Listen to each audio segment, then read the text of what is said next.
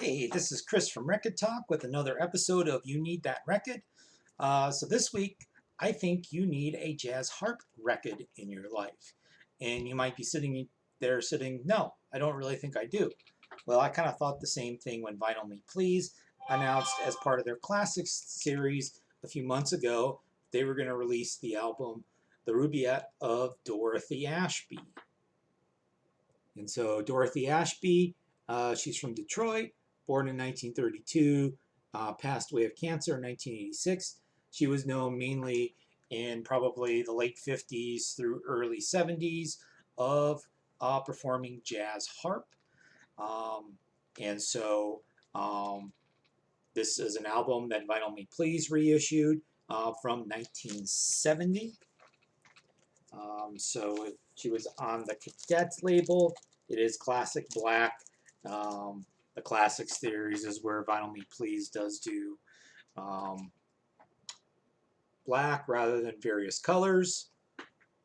But there she is. So she's actually playing the Japanese instrument called the koto, which is sort of like a zither, this big stringed instrument, which she plays some of on this as well. Original compositions, so everything on this album is written by her, inspired by the works of Omar Khayyam.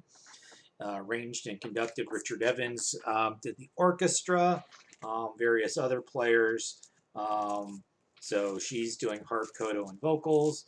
Lenny Druss, flute, oboe, and piccolo. Cliff Davis, saxophone on one song. Cash McCall, the final song, The Moving Finger. All of a sudden, there's some like ripping guitar. There was no guitar on the rest of the album. It kind of strikes you by surprise. There's a lot of vibes by Stu Katz on most tracks as well.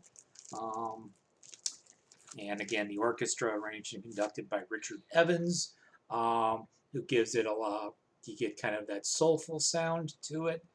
So it's sort of a blend of sort of jazz, soul, and world music. Um, I don't think it was particularly popular at the time. After 1970, she didn't release an album on her own again until 1984. Wasn't any.